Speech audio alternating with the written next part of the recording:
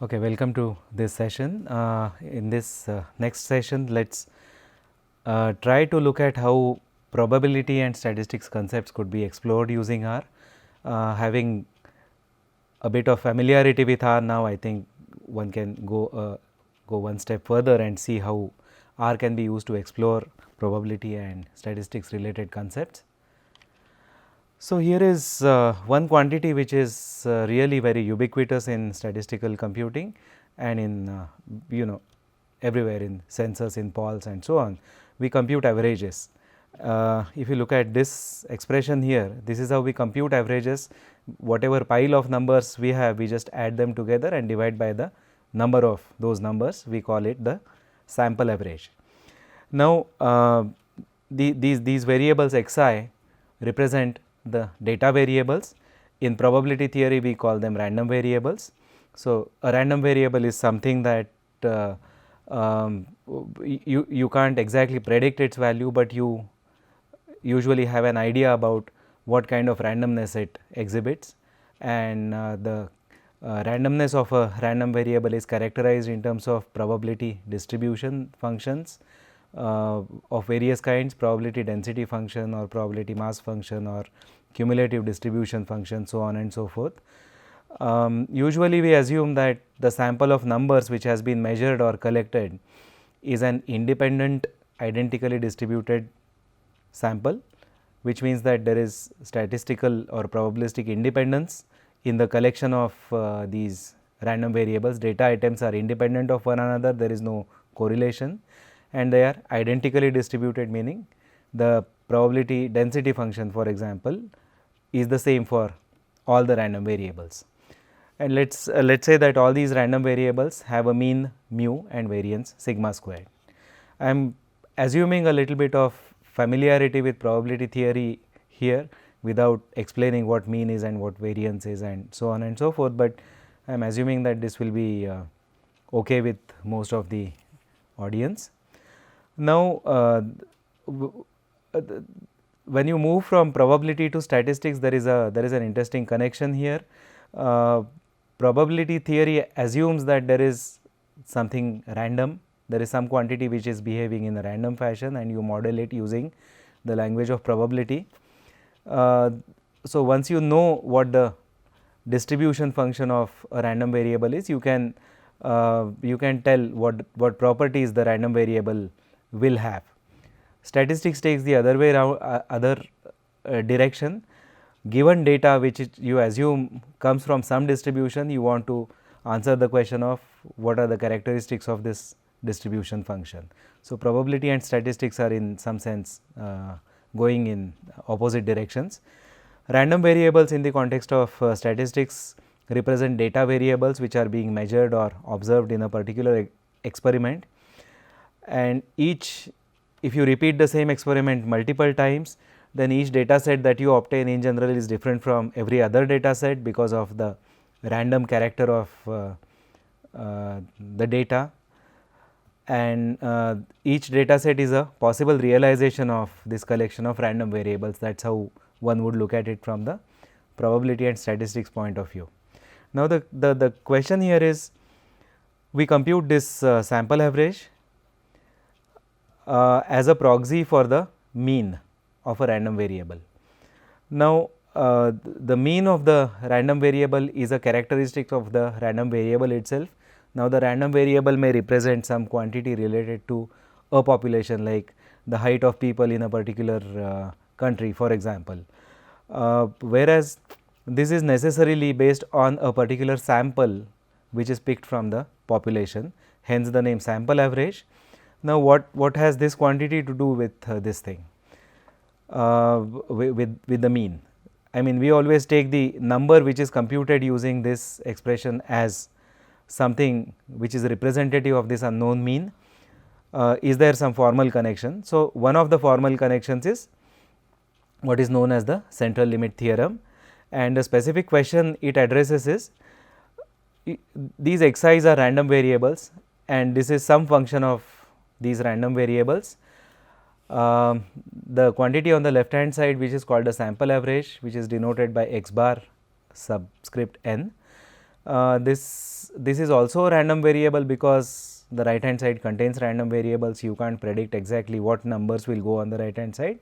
So, you can't tell exactly what left hand side will turn out to be. So, in that sense it is a random variable. The key question is, as you increase the data size, make it larger and larger through longer experiments, greater sample sizes and so on, what happens to this quantity, and in particular what is its relationship with the mean mu.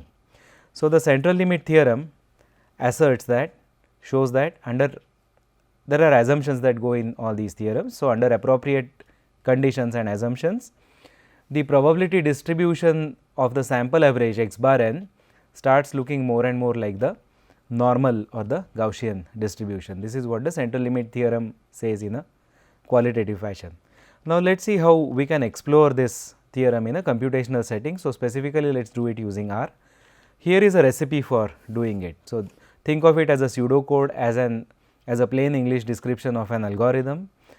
Algorithm as in a series of well choreographed steps of an operation or steps or operations. So, suppose you keep the value of the sample size n fixed, generate a random sample x 1 through x n from some distribution. Let us for example, take the what is called the exponential distribution. I will not go into details of what exponential distribution means. Now, this we will see how it is done in a computational platform.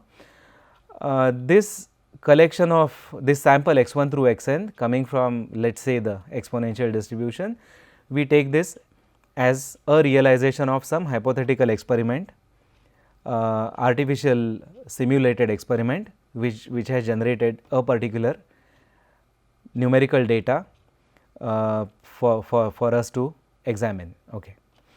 Now, based on this collection of numbers, which let us call them random numbers coming from the exponential distribution, we can compute the sample average x bar n. This is a very simple operation. Now, the key thing here is we will repeat this experiment, which is steps 2 and 3 for a fixed n. We will repeat them a large number of times, suppose 1000 times. So, for each for this fixed value of n, we have got 1000 values of the sample average, right. So, once you have this collection of sample averages computed using this particular device, you can make a histogram of these sample averages and see what the shape of the histogram tells about the normal density curve, the Gaussian distribution. So, let us plot a histogram and then overlay the normal curve on top of it and see if there is a connection. And then this whole series of these 5 steps we will repeat for a number of values of the sample size. So, let us for concreteness let us go from 2 to 500 with with these specific numbers. Let us go to R and take a look at the script. On the left hand side is the interpreter window, on the right hand side there is the script. So, the first line here defines the sample sizes we are going to use for this experiment. It is an R vector, if, as you might have realized. The number of replications or number of repetitions is set to 1000. What I am doing here essentially is the step in which data is generated, the data x 1 through x n is generated is through this single function call to a function called REXP. You can look at the help on REXP and see what it does. So, REXP is taking the one of these numbers sample sizes. So, when n is set to 2 it is 2, when n is set to 5 it is 5 and so on and so forth. We will run a loop over these sample sizes and this is the one that generates the data, artificial data, simulated data. We simply compute the sample average using an R function which is called mean, and this experiment is replicated m times using a function in R called replicate, and the results are stored in an R matrix. If you look at this line which defines the matrix to store the results. So, for so this matrix has got m rows, m goes over replications, and number of columns, which is the length of this vector. So, any number of sample sizes you might want to try, that is taken as the number of columns for this matrix, which is storing the sample averages. And this here you have a loop over the different sample sizes. There is a loop index I, which takes values from 1 to length of n, and for each value of sample size which goes here, you do this thing that I described, and at the end of it, all you do is, for each of the sample size, you plot a histogram using this line. I just want to point out the two of the arguments to this function called hist. So, x dot bar is the argument which contains the sample averages we computed. The second argument is an interesting argument, it is a character argument, it says FD. FD stands for Friedman-Diaconis. This is one of the prescriptions by which an optimal number of histogram bins is computed and is used by the function hist. So, you need to choose the right or and some sort of an optimal number of bins to draw on a histogram, because if you take too few bins, then everything looks flat. If you take too many bins, then there is huge amount of variability across data realizations. This is something called bias variance trade off, and there has to be a balance somewhere in between. So, this Friedman-Diaconis is one of the prescriptions for computing the optimal number of bins for a histogram. So, that is what it does. This second line plots the normal curve on top of this histogram, overlays it on top of it. There is a title which is added here. The true mean is indicated with this vertical line here using a function called AB line. If you notice, there is also a commented line here. Everything to the right of a hash is a comment. This commented line basically enables producing a PDF directly from whatever we plot. So, you need this pair of lines, this one to tell R that the output should go to a PDF file, and this is the line that says that all plotting is over and interpreter should close the file. So, this is the structure of the script. Let us run it using a function called source.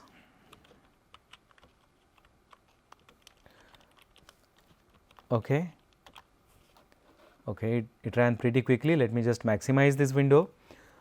What you see here is, with sample size of n, which is n equals 2, the histogram is the gray bars and the red curve is the normal curve. You see quite a disparity between the two. Go to n equals 5, the histogram seems to have shifted a little to the right. With n equals 10, it is closer to the normal curve, and so on and so forth. The trend is quite obvious here. The other thing I want to point out is, if you look at the horizontal scale, it is different in each of these histograms here. So, it is quite wide in the first histogram, it is slightly shrunk in the next one, even further shrunk in the next one. If you look at the last one, it is quite tight compared to the very first one. So, so this is essentially this match between the histogram generated from the sample averages we computed and the normal curve. This match is what the central limit theorem is giving us essentially. So, this is a way of illustrating or exploring the central limit theorem using computation as a means, and specifically what we did right now is to write an R script to do the same thing. We looked at the R code and ran it. Here is a previous result from a previous run.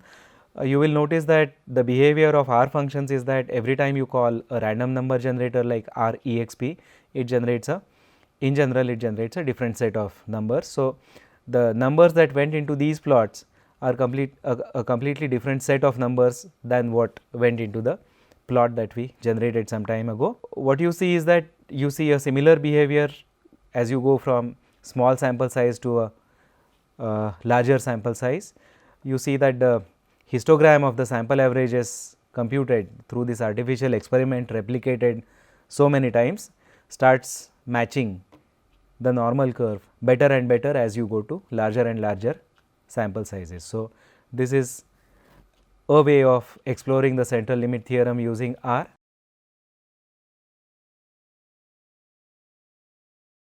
In this session, let us use R to do further interesting things. This way I also hope to illustrate a few graphical capabilities of R, bare basic graphics capabilities of R. The the context of this thing, this presentation is why is it important to visualize, explore and understand data upfront, in the sense before getting into more detailed analysis.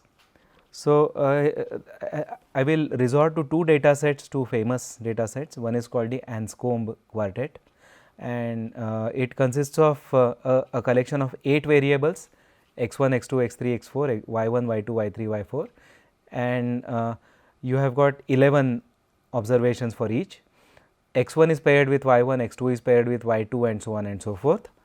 So, this it's a small data set, just 8 variables and 11 observations, 4 paired variables and 11 observations, if you want to look at it that way. The interesting thing about this data set is, if you look at, let me go back to R, take a look at the script, here it is. There is a standard data set in R which is called Anscombe. So, I am using that. The help page for Anscombe is here. It describes what the data set has. So, I will close the help page for now. If you look at the mean of the x1 variable, mean of the x2 variable, mean of x3, mean of x4, similarly mean of y1, y2, y3, y4, this first line here is computing all the means of all the 8 columns in a single shot through a function called apply. Now, you could have implemented the same thing using explicit loops, explicit for loops, but in R, like in all these high level programming languages like Python, R, MATLAB, Scilab, so on and so forth, explicit loops can be quite costly because of all the bookkeeping that the interpreter does for you. So, R provides you with some functions which internalize at least part of the loop. So, this apply function either runs over columns or rows. So, that is indicated by the second argument, 2 stands for columns, 1 stands for rows. First argument is a matrix, and the third argument is the operation you want to perform on each column. So, apply here will compute the mean of each of the column of the Anscombe data set. That is how one can read it. So, so this part of the script computes the mean, the variance, the standard deviation. These are standard functions in R. Run this thing and see what we get. I will just copy paste this.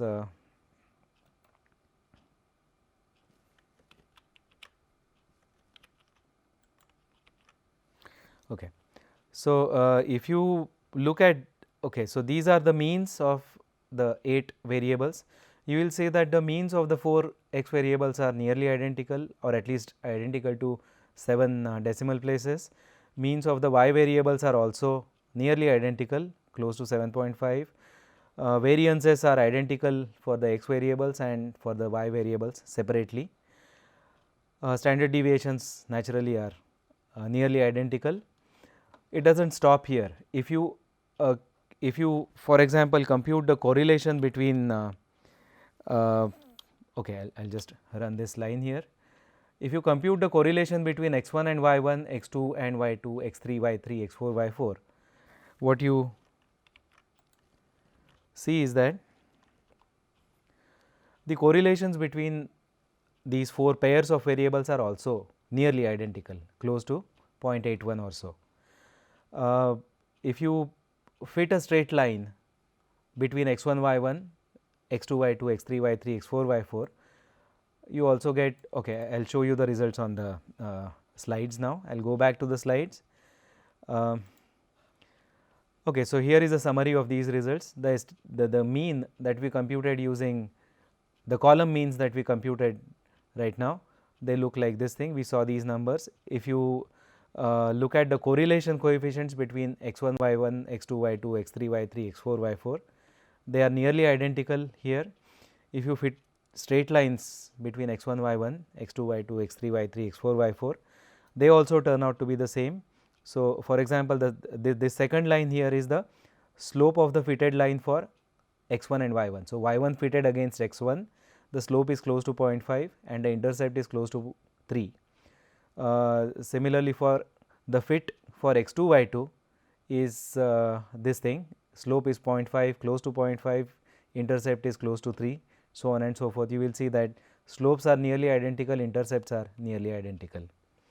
So, the point is, if you just look at the numbers, I mean look as in just look at the numbers and computed these summary quantities in a blind fashion, treating them as black boxes or treating the whole analysis pipeline. This represents the typical statistical operations that people tend to do on any data set.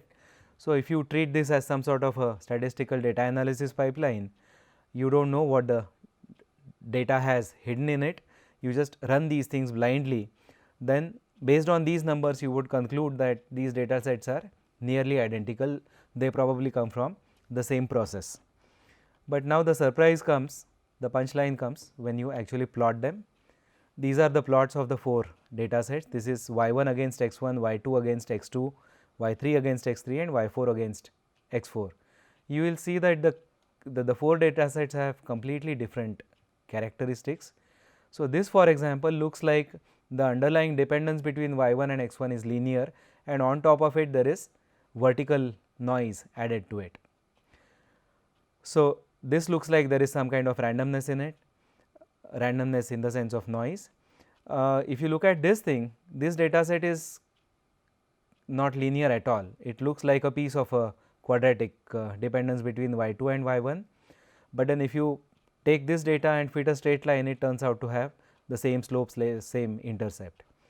This third one is again peculiar. It looks like one straight line, but one of the points has been pulled upwards. So, again because of the effect of this one point, which we would call an outlier or an influential point, the slope of the fitted line gets pulled upwards. And the fourth data set is really very peculiar because out of those 11 points, 10 points have got the same value of the x coordinate and there is just one point which is far away on the x axis and on the y axis.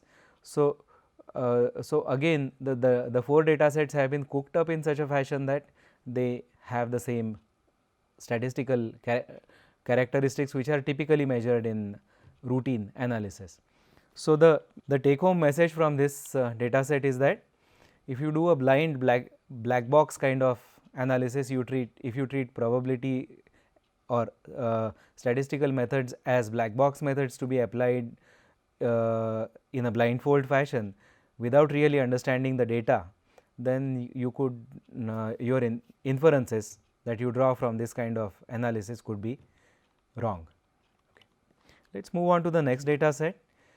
Here is another famous data set from late 1920s, early 30s maybe, I do not remember it exactly.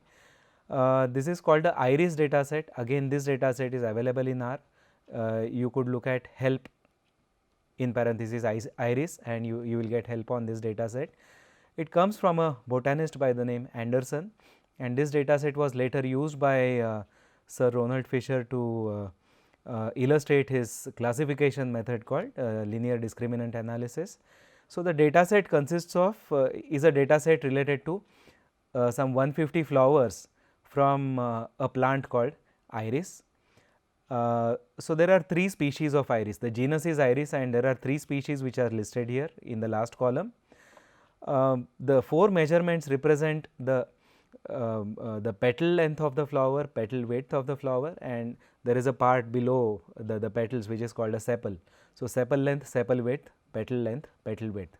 So, 4 numbers are measured for each of the flowers. So, there are 50 flowers for each of the 3 species and these 4 quantities are measured and together with these 4 quantities there is this species label.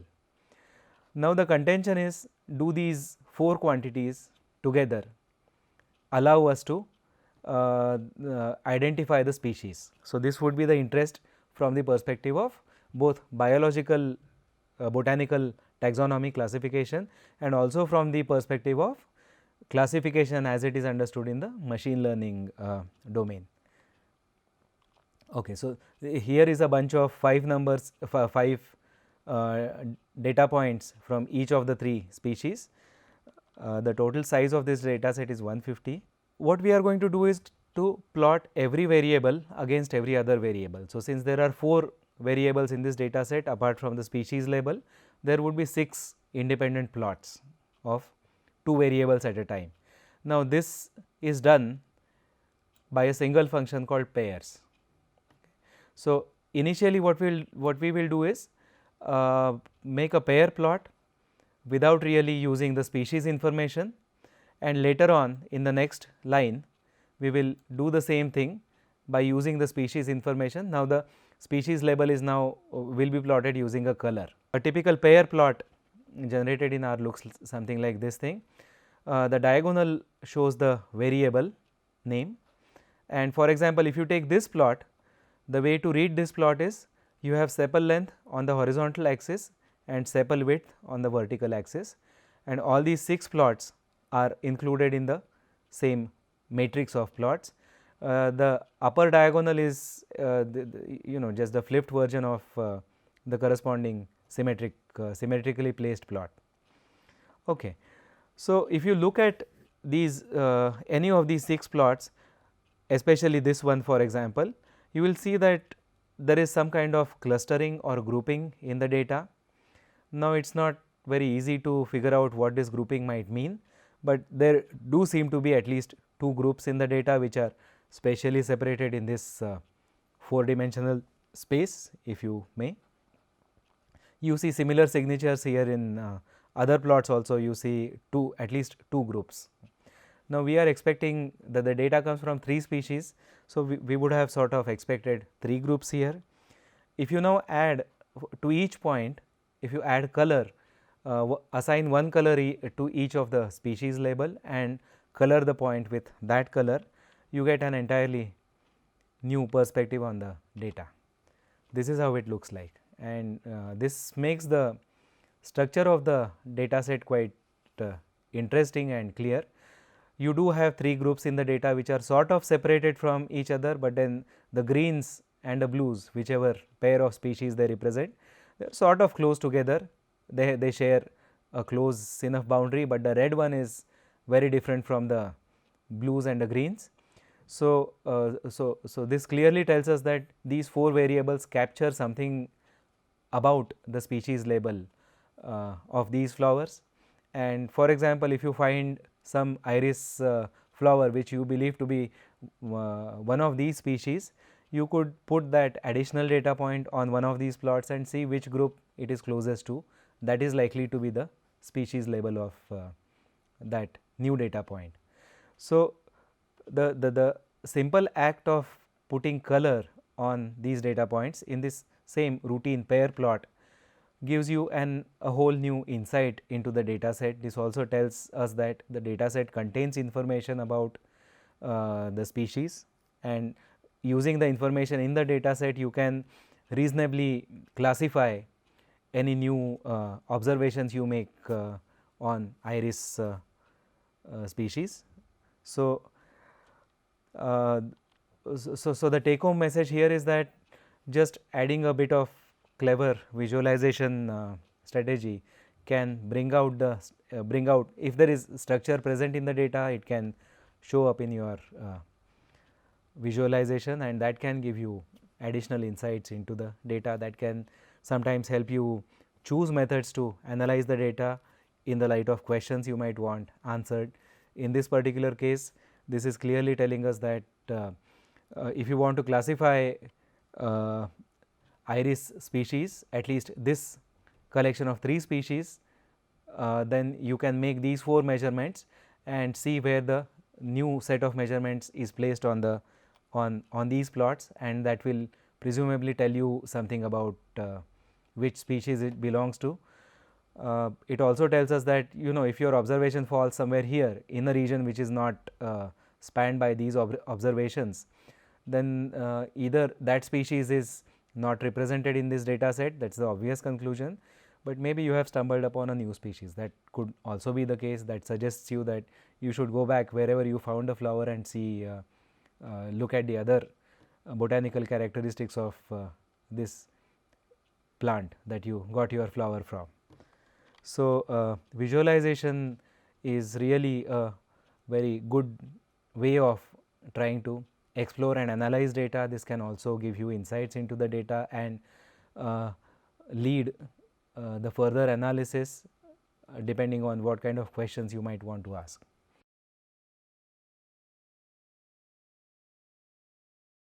In this session onwards, we will look at a few case studies related to astrostatistics to give you a feel for what all is involved in using statistics to address astronomy and astrophysics problems. So, the so two sessions related to this present case study. These are related to pulsar observations as part of radio astronomy. So, the context is that of getting the maximum signal to noise ratio in pulsar observation setting. So, let us move on. So, this particular case study is based on this publication mentioned here. Okay, so the context of this thing is we have this giant meter wave radio telescope at Khodad, north of about 80 kilometers north of Pune, and it consists of some 30 giant antennas. If you look at the geographical locations of these antennas, this is what is called a central square, and there are 3 arms which are extended to about 15 kilometers in the 3 directions. So, the central square contains majority of the antennas, and the remaining are in the arms. So, this kind of geometry, first of all, this kind of geometry allows radio astronomers to look at the sky and create sky images. This is what is called the interferometry, which generates sky images in the radio wavelengths. On the other hand, when you are looking at certain stars called pulsars, which are rotating neutron stars and emitting radio emissions at the same time, the radio emissions form some sort of a coherent, very strong coherent beam, and this is something like you have a flashlight with light coming out of both ends and you are rotating it. You will see the flash of light if the flashlight points at you, and you will not see any light if the flashlight is not pointing at you. So, you can think of pulsars as something like that. Now, pulsars are important for variety of reasons, because they are an exotic variety of matter in this universe. They consist of neutron matter, which is extremely dense. We will talk about neutron stars in the next session a little bit. The point is, pulsars are important from physics, fundamental physics theory perspective also, because you name a complication in physics, you will find it on a pulsar. So, you have got charged relativistic plasma, you have got extremely dense matter, gravitational pulls are extremely high, magnetic fields, high electromagnetic fields in general, and so on and so forth. So, pulsars are in some sense an ideal laboratory to test or understand the fundamental physics at very high energies. Now, what radio astronomers do is to observe a pulsar using each antenna pointed at the same pulsar. What they are interested in primarily is not the image of the sky, but they are interested in the time series of the pulsar signal. So, they make each antenna point at the same pulsar and record the signal, and of course, since the antennas are spread out over a geographical region, the signal coming from the same region of sky reaches each antenna at a slightly different time. So, all those corrections have to go into the data pipeline, and you need to time synchronize the signals. The key thing is to get pulsars are weak sources of radio emission, and to get good signal to noise ratio, signals from all the antennas are added together. So, this is illustrated here. The essential operating logic from statistics point of view is that you have a weak signal and noise superimposed on top of it. If you did not have in each of these 4, if you did not have the gray line representing the signal, it would have been very difficult to figure out what the shape of the underlying signal could have been. It is the same underlying signal, but the noise realization on each of the signal curves is different in these 4 realizations. But when you add some n number of these realizations together at each point in time, you take a vertical slice here and take the data points vertical, I mean the y signal values at that point in time, add them together, what you get is something like this thing, and this is what allows you to resolve the signal better. You will notice that around each of these signal at each point in time, if you look at the width of the noise envelope, it is much higher here, it is much lower here. This is a schematic picture, this do not take this literally, this is schematic. This is what we expect to happen when we add lots of signals together. So, the signal to noise ratio is supposed to get better and better. Formally, the way probability people will look at it is, when you add signals together at the same point in time, this label I are the different signals coming from different antennas, or in general these are n different random variables with same mean mu and same standard deviation sigma. Then this quantity has mean n times mu and standard deviation which is square root n times sigma. If you take the average, this n goes away and this gets scaled by square root of n. So, when you take the average of this thing instead of the sum, the standard deviation keeps reducing as square root of n. So, this is the operating logic behind adding signals together to get better signal to noise ratio. Now, the practical difficulties that show up if you want to do something like this is, pulsar observations are typically made at relatively high time resolution to get better representation of the signal as a function of time.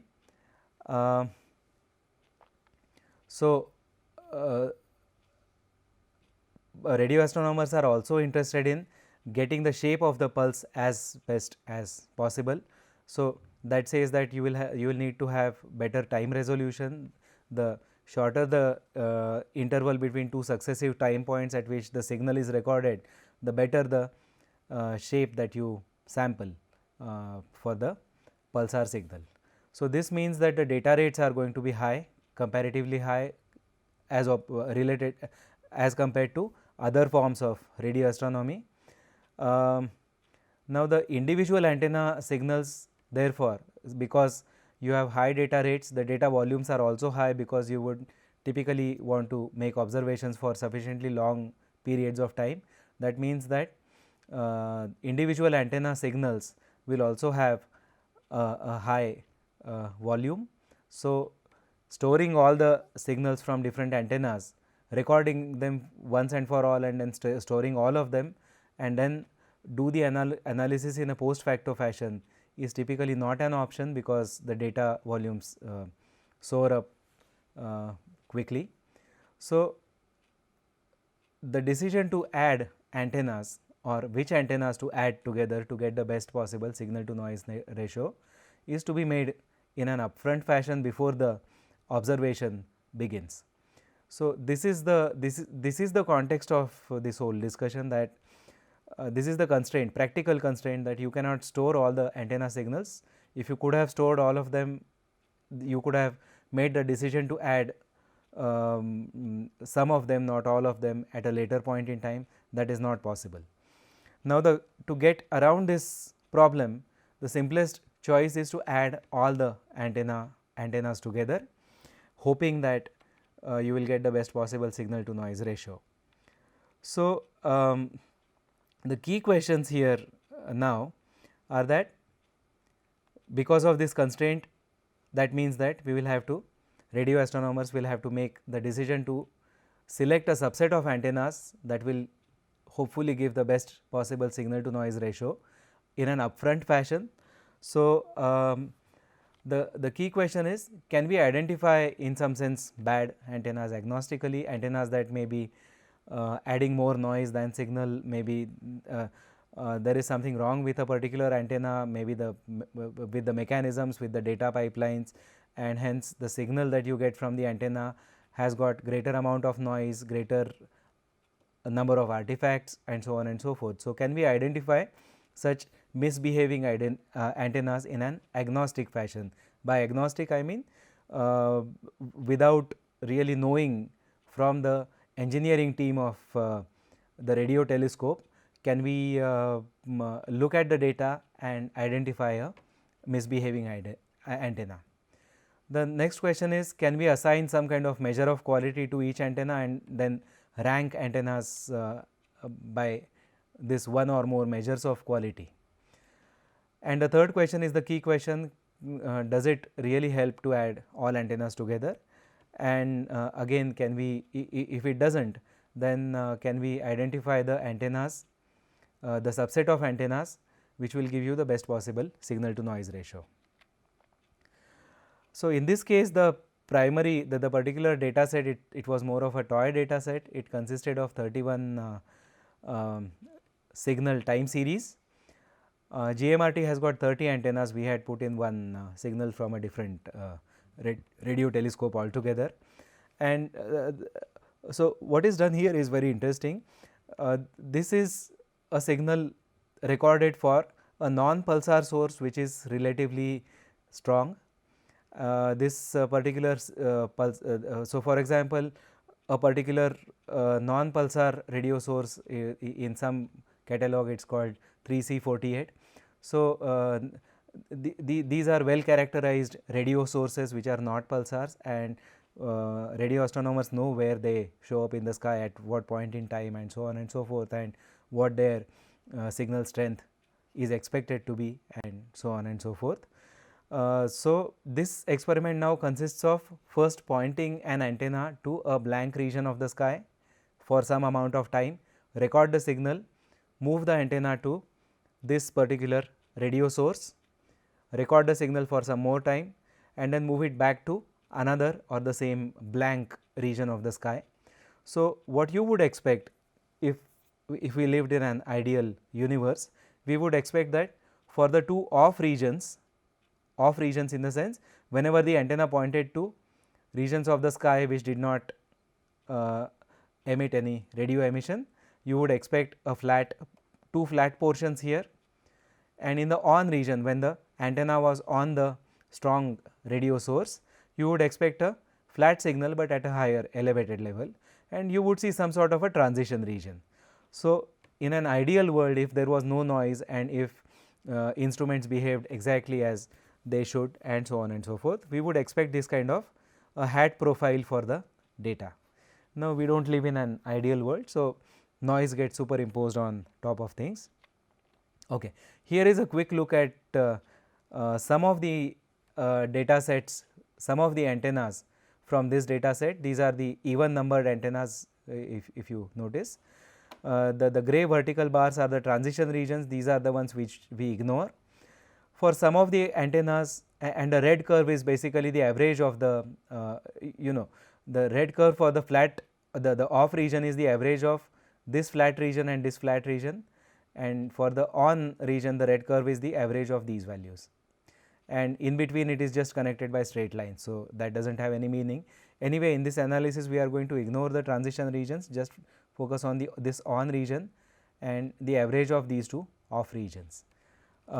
So, this is how the signal looks like. You will notice that the vertical scales are the same, but on the same vertical scales some of the antennas give you operate at a lower gain. So, the signal value, top signal value is close to 800 here, whereas it is close to 1200 here. So, there is a vertical shift because of antenna gain variations. These are probably the simplest to accommodate. But then if you notice this one, for example, or this one for that matter, you will see lot of interesting things happening here, interesting or annoying things happening here. For example, okay, just take a look at this thing here. In the transition region, there is a sudden downward shift here in the signal.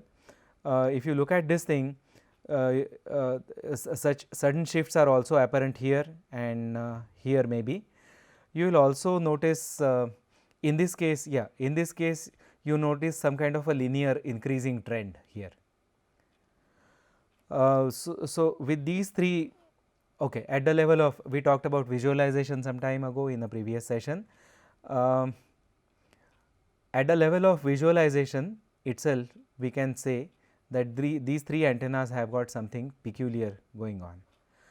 You will also notice, if you look closely, that for example, okay, this might be apparent in the next version of this data. So, I will go to that. So, this is what one can gather from this visualization of some of the antennas in this data set. So, clearly if you want to address the questions that we posed, we will have to first of all rescale the data, because you know the antenna gain variations need to be accounted for. So, the simplest thing to do is to scale the data so that the off and on come on the same scale. So, the natural choice here is to set the off level to 0 and on level to 1, and then look at the shape of the signal. Okay.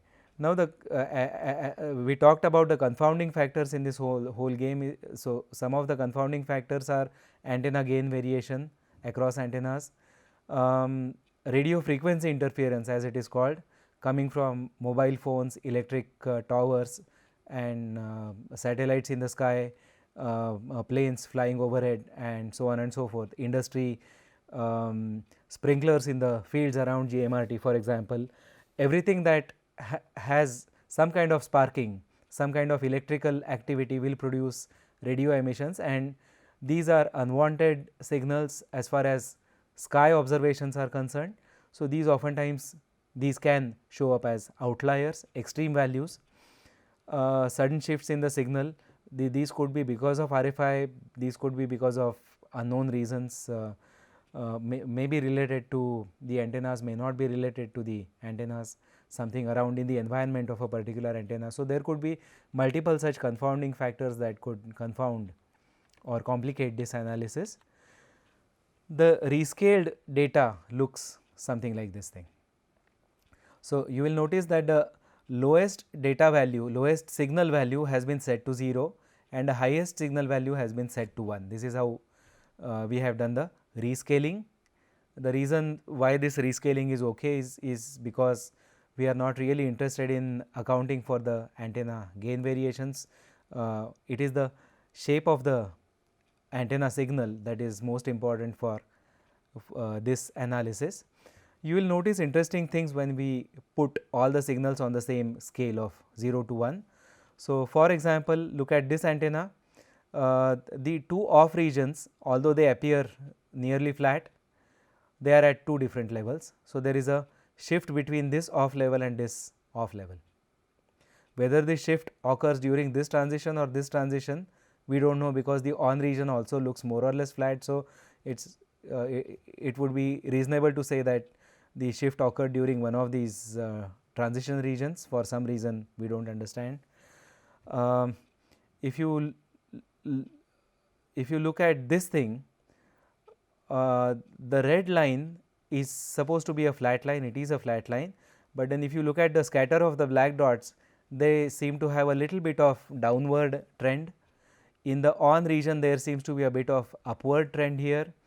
Again, the off region on the left is slightly at a lower level than the off region on the right.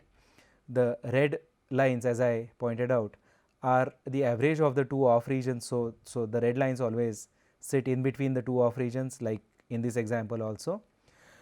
The effect of outliers and such artifacts show up. For example, here you see some kind of complicated trend here. Maybe these are outliers, maybe these are not outliers. This is some kind of rapid gain variation in the antenna, maybe some outside signal is coming in and that is causing these oscillating kind of signal. It is hard to tell. These could also be outliers because of radio frequency interference. This looks, for example, this lowest point here looks like an outlier, because when the signal is supposed to shift upwards, it has shifted downwards momentarily and then it starts climbing up. So, this might be an artifact of radio frequency interference showing up as an outlier. So, yeah, okay. Another example of a clear outlier is this particular point here. It is clearly too high for this average signal in the on region, and in the transition it falls in the transition region, but nevertheless it is too high for any what we expect for the transition region. So, this is a clear example of an outlier. Maybe this little point here could also be thought of as an outlier. So, at this point we will stop and continue this thing in the next session. In this session we have been talking about maximizing the signal to noise ratio for pulsar observations. We looked at the problem, we looked at the data, and we looked at the rescaled version of the data. We talked to some extent about what can be inferred simply by looking at the data, again illustrating our previous discussion about visualizing the data as best as one can. So, moving forwards, let us look at how one can try to answer the 3 questions that we posed. So, the first of these questions was, can we identify misbehaving antennas in an agnostic fashion without really talking to the engineering team? For example, actually speaking, the engineering team is perhaps the best people to know about mechanical issues with an antenna or the data pipeline. If an antenna has data pipeline issues, they are the people who would know about it best. But in any case, suppose we want to just look at the data and identify misbehaving antennas, can we do it? How can we do it? So, we saw a glimpse of misbehavior here in these 3, antenna number 10 here, 23 here and 24 here. So, can we come up with some kind of an algorithm or a prescription or a method, a heuristic, if I may call it that way? Can we come up with a heuristic to identify bad antennas without really wanting to visualize antenna signals every time? Okay. So, that is where the agnostic part comes in. Okay. So, one of the simplest things one can do is take each antenna, take the antenna signal and create what is called a box plot out of it. So, a box plot is a 5 number summary of a collection of numbers. In this context, the collection of number is the signals recorded for each antenna. So, this is the box plot for antenna number 1. We are now ignoring the time axis, we are ignoring the time label of each data point. This is the box plot for first antenna, this is for the second, third, so on and so forth. What these numbers represent is the bottom and the top line represent the data extreme values in the data. The middle thick line is the median. So, 50% of the signal values lie below this thick line for this antenna and 50% of them lie above this thing. So, so the median is closer to the lower end than the upper end in this case. If you look at if you look at antenna number 10, which we thought was behaving peculiarly, this is an antenna which shows the median to be at the higher end of the data. If you move forward, if you move further away, okay, this is an interesting thing here. This box plot procedure in R, there is a function called box plot, which plots the box plot. It also gives you certain summaries. It also identifies certain points which it thinks, the box plot procedure thinks, are outliers, and then it adjusts the upper end of the signal to exclude the outliers. This is the default behavior of the box plot procedure. So, here it has, for this antenna number 23, it has identified certain data points as outliers here, and they are shown with circles here. So, there might, if you do not see this kind of thing for other antennas and you start seeing it here, then this might be saying that there might be something peculiar about antenna number 23 here. Okay, so, if you take the median signal, these thick black lines here, this thing here, and so on and so forth, and plot a histogram of these median signals, then what you see is that these antennas 23, 24, 23 and 24 here and 10 here, these show up as outliers actually. So, these are outliers as far as the medians of each antenna are concerned. So, this is directly corroborating what we saw here in the visual this thing, that these signals nowhere look, these signals do not look anywhere close to the hat kind of profile that we expect for this experiment. So,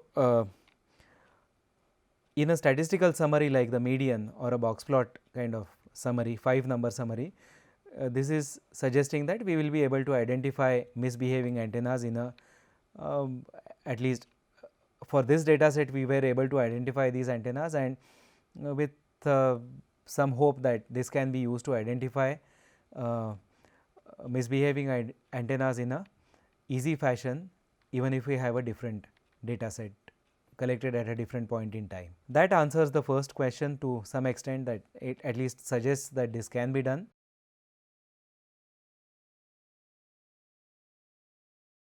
Can we rank antennas by some measure of quality? So, we need to come up with some measures of quality. Now, one of the obvious measures of quality is the signal to noise ratio. The way this is defined is, you take the on source signal, so the antenna is pointing at the source, subtract the off source signal from that. So, the experiment consisted of pointing an antenna at a blank region of sky which did not emit in radio, move the antenna to a radio source and move it back to the blank region. So, the difference between the signal levels of these two is the numerator here, and this is divided by the off source noise scale. So, noise scale, by that what I mean is, for example, standard deviation or some other measure of the spread of noise distribution. So, okay, going back to this plot, for example, if you take one of these better antennas, suppose let us take this one. So, the numerator of signal to noise would be this height divided by this bottom, and this divided by the vertical spread of noise in the off region, for example. So, we define signal to noise ratio in this fashion. Now, how to estimate the numerator and how to estimate the denominator is an issue, because you have presence of trends here, you have outliers, you have these sudden shifts in the signal. So, in presence of all these artifacts, we would like to measure the SNR in a decent fashion. So, that is one of the statistical challenges in this exercise. Okay. So, after fair amount of experimentation, it turns out that the best way to measure the off and on source signal strengths is by using the median as the estimator for the average level, not the sample average or mean. So, median gives you a better estimator for these two terms separately, and then you subtract one from the other. This gives you a better measure of the numerator, and for the denominator, the standard estimator for variance is this what astronomers like to call root mean square deviation. It turns out that if you have sudden signal shifts and these kinds of smooth kind of trends, like increasing trends here which are seen in this signal, if you have these kinds of trends, this particular estimator gives you really off the mark estimates of the variance. So, this is where we need to have an estimator which will at least try to account for some of these artifacts, and in particular the trends in the data. So, we used this particular estimator, this is called Rice estimator, the reference is given here. This is a simple estimator that does because it does yi minus yi minus 1, it implicitly takes care of any trends in the data. It will not take care of outliers, it will be still susceptible to outliers, but it will take care of trends, and you can show that this will estimate the variance. You will get an estimate of the variance using this formula instead of the usual variance estimator. So, using this estimator turned out to be a good choice, because it does implicitly it does a detrending because of this yi minus 1 kind of operation here. The second measure of quality that we came up with after some trial and error, some experimentation, is some kind of measure which looked at the conformity of the antenna signal with this hat kind of profile that we expect in an ideal world. So, the particular measure of response quality, as we called it, which is basically the closeness of this ideal hat profile to the measured signal, is we defined it to be inverse of the distance of the antenna signal profile with the ideal response profile. So, so this is basically, if you look at the red fit to the data, you basically we ignore the transition regions, you measure the distance of the red flat region from each of the points in the off region, and the distance of the red flat region in the on region from each of the points in the on region, and take the squared deviation, sum it up, take the square root, that is the distance of the ideal hat profile from the measured signal. That is how we define it. And because we want this response quality factor, as we called it, we want it to be higher when this distance is lower, which means the closer your measured signal is to the ideal hat profile, we want this response quality measure to be as low as possible. So, we took the inverse of this distance as that, because larger the distance, lower the response quality factor, smaller the distance, larger the response quality factor. That is there is an inverse relationship here. So, we just chose it to be that way. Okay.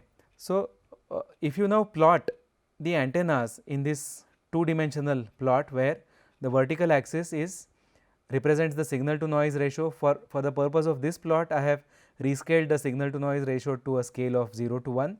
So, the vertical scale does not matter for this purpose. So, the vertical axis represents the signal to noise ratio, and the horizontal axis represents the response quality factor as we defined it, and each of the points now represents one of the antennas. The number adjacent to each point is the label of that antenna. So, clearly the top right corner is the best possible thing that you can have, best possible antenna you can have, because it corresponds to high response quality and high signal to noise ratio, and bottom right corner is the worst possible combination you might have. Now, it so happens that for this particular data set, a particular antenna sits at the top right corner, but no one antenna sits at the bottom left corner, because of the way the normalization has been done here. You will also notice that there is roughly some sort of a linear trend here approximately, which is expected because better the response quality, which means better the behavior of the antenna, you would also expect better signal to noise ratio. So, some correlation, some linear correlation is expected, but then these two quantities are also measuring two different quantities. So, we do not expect this correlation to be too high. If the correlation was too high, if it was exactly 1, then you could have dropped one of these quantities and just based your analysis on just one of the quantities. So, if you had perfect correlation between the two, that would have meant that knowing response quality factor allowed you to infer the signal to noise and the other way around. This is the fact that the correlation is not exactly 1 says that there is some correlation, but the two quantities do have slightly different information encoded in it, and therefore, both quantities are useful to rank the antennas. One could presumably have come up with more number of quantities to measure the rank the antennas, but we restricted to these two, and with these two, this is the ranking that we get. What I have done here is, okay, these dashed lines really make this a little confusing, but I have connected antennas together with straight lines by their distance from this best possible antenna. So, the best antenna happens to be 29 in this plane, the next one is 28 because it is the closest to this thing, the next closest is 26, hence you have this straight line connecting these two, 28 is connected to 26, 26 is connected to 30, 31 and so on and so forth. A better thing to do would have been to not connect them and just maybe look at the linear fit between the two and look at the slope and so on.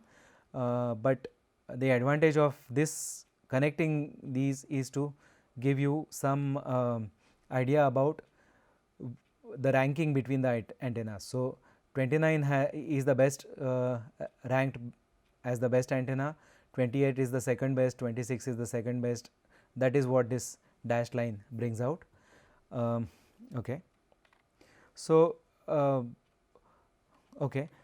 So, the end result of this exercise is there are at least two quantities that we identified which can be used as measures of quality of the antennas, and based on these measures of quality we can rank the antennas. Whether this ranking has any useful role in choosing antennas, at that point we did not pursue that, we pursued a different question. The question was, did adding all the antennas really help? And if we have to add antennas and choose a subset of antennas that will give the best result, can we make this decision upfront? So, here is a bit of here is what we expect. So, basically what we will do is take a group of antennas, for example, antennas 5, 3, 7, 8 and 9 for example, take their signals, add them together. So, if we have a group of antennas of size k, there are k antennas chosen, then the group SNR would go as square root of the group size, it will increase as square root of the group size, that is what we expect from probabilistic arguments. So, in general, as the group size increases, the signal to noise ratio increases as square root of the group size. So, this is the reason for saying that adding all the antennas together gives you the best possible SNR, but in practice what will happen is what we explored using a combinatorial approach. So, basically what we did is to fix the group size to 1 for example, 2, 3, 4, 5, 6 all the way up to 30. So, fix the group size to some number k and then choose k antennas out of 30 antennas and take all possible combinations of k chosen out of n, k at a time. I mean, choose k antennas at a time from a collection of n antennas, then add their signal together, record the signal to noise ratio. So, for each group size we get so many numbers for the signal to noise ratio corresponding to each of the subgroup that of chosen antennas. Now, we can summarize all this information in a single plot where the horizontal axis represents the size of the group and the vertical axis represents the signal to noise ratio. Now, in this exercise we are not although I have chosen to make box plots here, the reason was that you can see that the median roughly follows, or rather it follows the square root of group size dependence really well. But now our real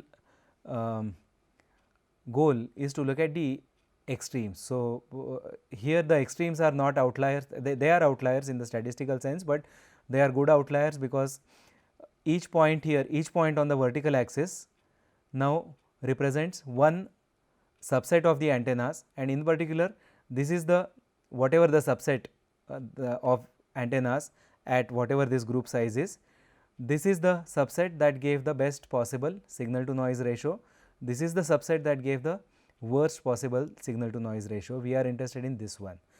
So, it looks like from this plot, what you see is, although the overall dependence of signal to noise ratio on group size goes as square root of the group size, it is the outliers which can give you the best possible combination, and in particular around group size of 20, this is where this outside envelope more or less becomes flat, and then beyond 24 or 25 it actually starts degrading. So, around 20 is around 20, 19, 20, 21 is around where you see a kind of leveling off of this envelope of extreme SNR values corresponding to at different group sizes. And so, this is directly telling you that adding all the antennas together is unlikely to give you the best possible signal to noise ratio, but somewhere in the region of range of about 15 to what 20, 21, 20, 22, 23, 24. This is where the flat region is. You could choose a size of antenna group and choose the best possible combination here that gives you the best possible signal to noise ratio, and do observations using that subset. So, so effectively we answered the last question of how to choose a subset. Now, the practical situation here is GMRT has 30 antennas. So, with 30 antennas and 30 choose 15 is the largest number of ways in which 15 antennas can be chosen out of 30. Now, that number is computationally it can be handled. This computation does not take too long.